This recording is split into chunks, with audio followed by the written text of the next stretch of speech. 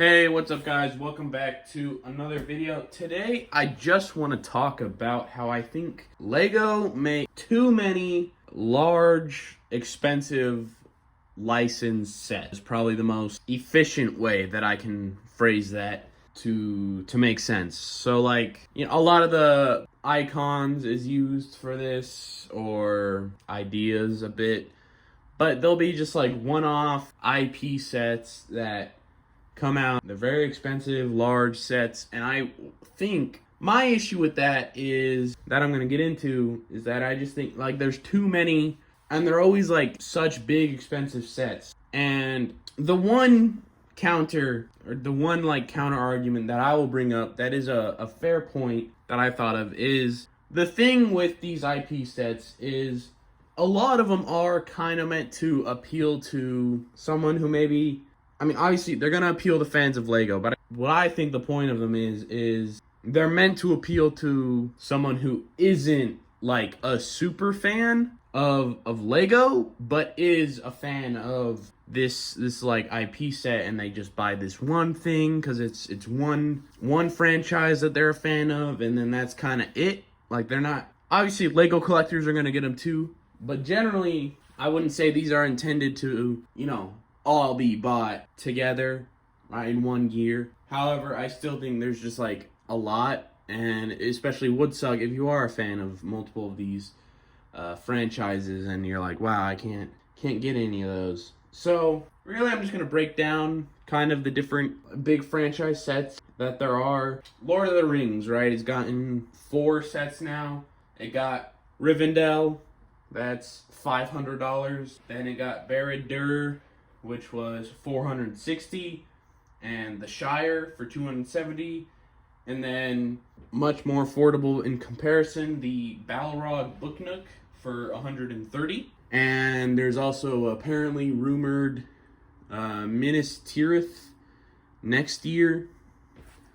So I'm assuming just based off the images that put along with that rumor, that's probably going to be another ginormous $400 plus set. So, like if you're a Lord of the Rings fan, obviously Lord of the Rings like 20 years ago, 15 years ago, did have a theme and a line of sets, and obviously the movies are very popular, and so obviously Lego made some video games and sets off of them. It's just like, I'm not big into Lord of the Rings, but if you're a fan of Lord of the Rings, but you don't want a ginormous set, or you simply can't afford it or don't have the space, like something like Lord of the Rings, where it is like a theme, it's got its own section on Lego.com. It's like they consider it like a little theme. Surely Lord of the Rings is popular enough that even if not play sets, even if you're saying, the majority of Lord of the Rings fans at this point are adult, and therefore you're going to make only 18 plus stuff, which is fair enough for these older franchises that maybe don't get younger fans into them. You could still do something a little smaller. And granted, I guess next year they are doing that, even more so than the Book Nook for Lolo 130. There's supposed to be a rumored Sauron bust, so that should be a little cheaper. I think I saw rumors for $70, but I could be wrong.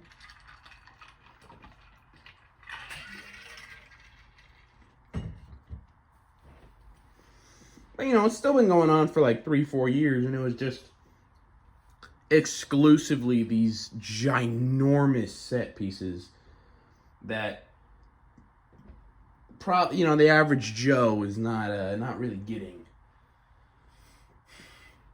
Transformers is another one. It's not a theme like Lord of the Rings. I think Lord of the Rings and only a couple others examples on my list I have are actual themes, or I have multiple sets. But Transformers now has had 3 sets, and this is not said with hate for any of this. I'm not hating on any of these sets, but especially not Transformers, because I got the Optimus recently, and I love that set. That set is my favorite set in my collection, as of this moment, and for the foreseeable future, probably. But Transformers has gotten Optimus, Soundwave, and Bumblebee was the cheapest at $90, and then Optimus and Soundwave are $180 and $190 respectively. And admittedly, Transformers is the only one I'll kind of defend.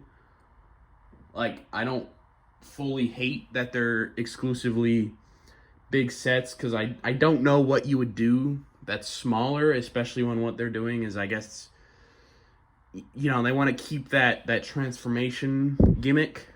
Not really a gimmick, I guess.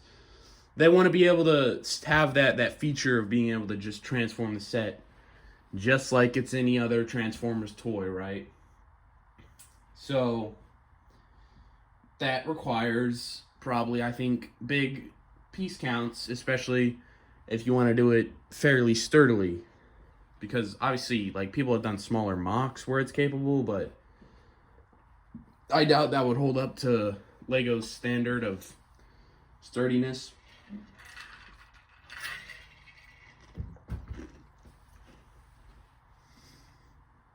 But still, you know, Transformers is another one where, as a franchise, it's getting only the big sets.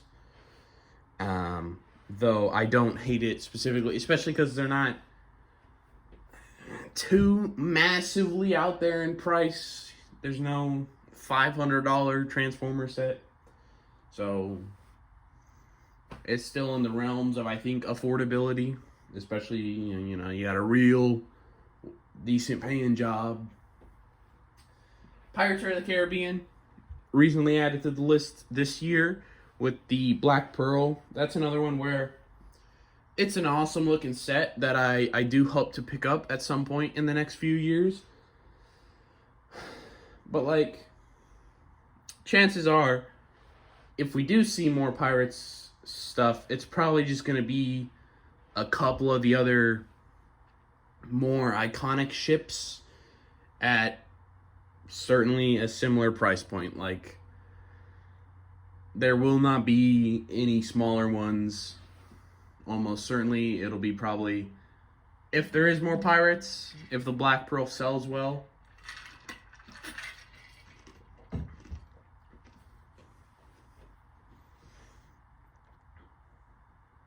then probably like the Flying Dutchman and Queen Anne's Revenge, I think, is Blackbeard's. If that one would be, Flying Dutchman would be the only other big one. For sure, though, of like, if there's another Pirates set, it would be that at a similar price point. But, you know, it's a shame, because there's definitely smaller Pirate stuff you could do. Pirates is another one that did have a theme back when the movies were coming out, with, you know, lots of sets released. They all go for about $1 million now on the aftermarket. It's very, very, very pricey old theme, especially some of the bigger, more desirable sets.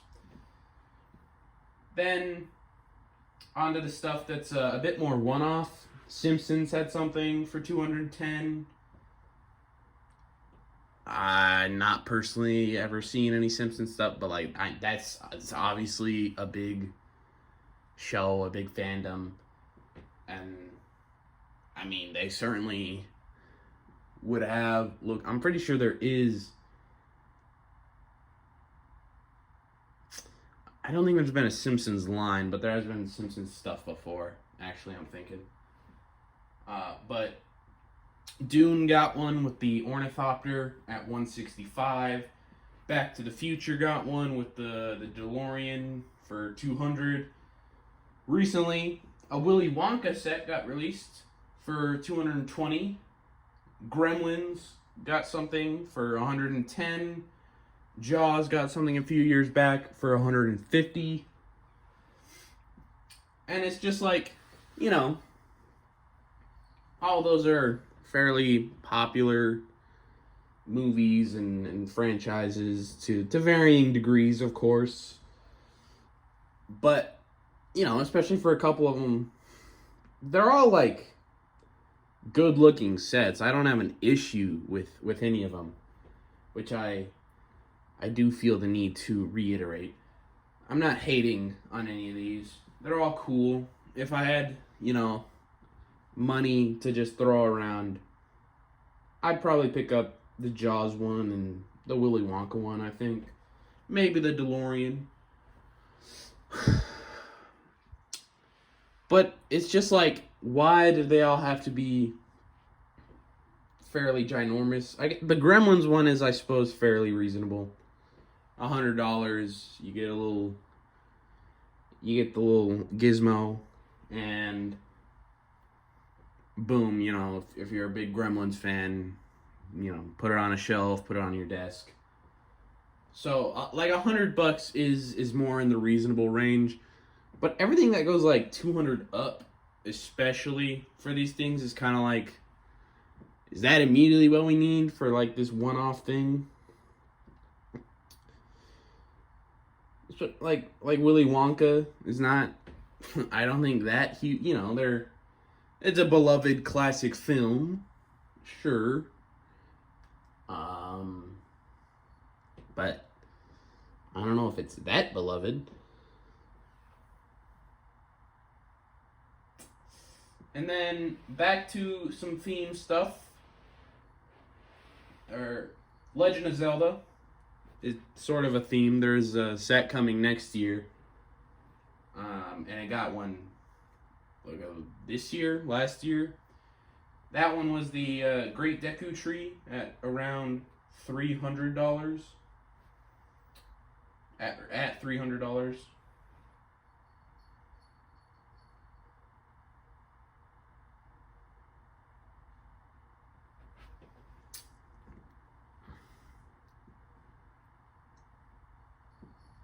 And obviously, I mean, Zelda is not a small thing, but I definitely saw that was one of the sets that like kind of, you know, it got announced on Twitter or something, and that one was kind of big enough because Zelda's big enough that it broke free of like the regular Lego sphere of people, and you definitely got a lot of like regular people, I guess, or just non-Lego collectors is the better way to put that, who were like, whoa, why is this like so much money? You know, holy shit. And obviously, I'm sure it sold fairly well. It doesn't look like a bad set. I'm sure if you're a Zelda fan, it's really cool. But, you know, I mean, that's a good point, especially Zelda. This has, what, 40 plus years of history? I mean, one, surely that could warrant a full theme if, you know, other stuff gets the funding for that with more affordable sets, not $300. Next year is, there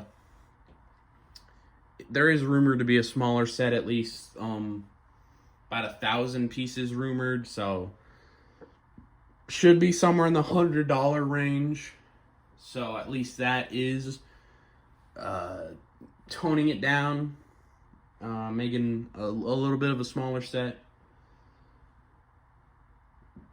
And then lastly, Pokemon, which seeing these rumors kind of like spurred me to really make this video, because it was kicking around in the back of my head, but this really just made me want to talk about how ridiculous it is that all these franchise like sets start off so ridiculously large and expensive, and they don't try some smaller sets first.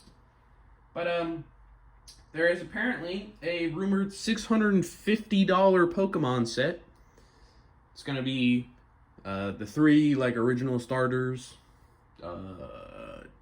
Charmander, Squirtle, Bulbasaur.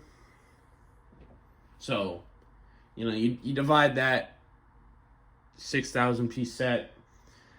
For some reason, one, they didn't sell those individually because 650 is a lot harder to like get past and be like, oh, I'll buy that, over, I don't know, 200 for each of them. Do each starter. I mean, surely they don't need to be quite so big. You can certainly make, I'm sure, a good-looking Bulbasaur, Charmander, Squirtle at 1,000 pieces. Especially Lego designers are pretty skilled. So, like, going that big is silly. Though obviously it makes sense, right? Pokemon is one of the biggest IPs in the entire world. Some of the best-selling games ever and all that. Like, obviously, it's big. People are willing to spend money. I know people go crazy on, like, Pokemon cards, which is not my thing, but, like, I've seen, like, people spend hundreds and hundreds of dollars on, like, singular cards, apparently, and stuff. So, I'm absolutely sure there is probably a pretty good chunk of Pokemon fans who would buy these up. And apparently they got big scalper issues, so I'm sure there'll be plenty of scalpers buying them up too. If, that is something they see and think is good enough to try and resell. And then there's also a rumored $200 set coming out along with it, with, a couple other smaller sets that are a bit more reasonable. But those two are just, like, the biggest, like, wow. They're selling both of these for quite a bit of money to start off the Pokemon theme, right after acquiring the rights and Mega Bloks losing them.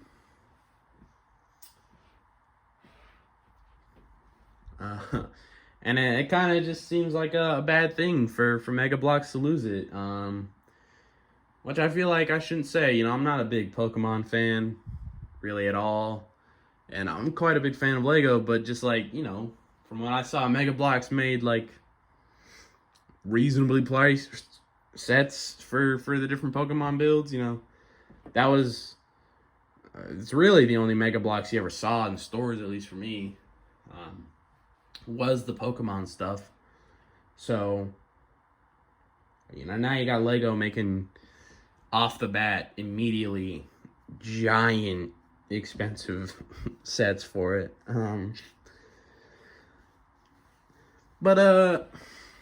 Yeah, I think the whole point of this is really, there's nothing wrong with them being 18 plus sets. This is not like my Star Wars one going against 18 plus in general. That's more to do because it's a proper theme, and so it gets 30-something sets, 40-something sets a year, and that was just a belief that I don't think 50% of those should be 18 plus. Obviously, with a lot of these, they're older franchises, a lot of 80s movies, or they're more adult franchises, right? Dune, for example, is not something a kid's really going to be into. Or at this point, like, Lord of the Rings is not maybe something, I'm sure it's obviously still shown to kids by parents and stuff, but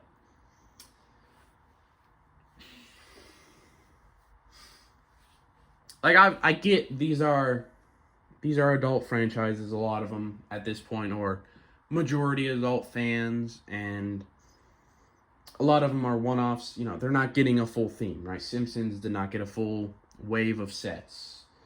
Dune does not get a full wave of sets. And so, making them an 18-plus displayable piece to appeal to the adult fans who may not be Lego fans makes sense. I just disagree with them all being such, like, large sets.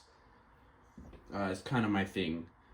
Make them 18 plus, absolutely, but especially as a fan of a couple of these, Pirates, Transformers, Lord of the Rings, I have some interest in reading and watching the movies at some point. Willy Wonka, that's a movie I like quite a bit. That's an enjoyable classic. A lot of those would be nicer to get some of those sets at a cheaper and obviously the sets would have to be redesigned because they're made with the price in mind. So something different, but that's just kind of my point is now obviously it still works for Lego. They still do it. So like it's not like this is going to change nothing. It's just kind of that's just my thoughts on the matter is I just wish they didn't, I wish they were a little bit smaller, a little bit more reasonable. But that's all I have for today. If you want to see more Lego content, make sure to leave a like, subscribe, do all that, and I'll see you in the next one. Peace.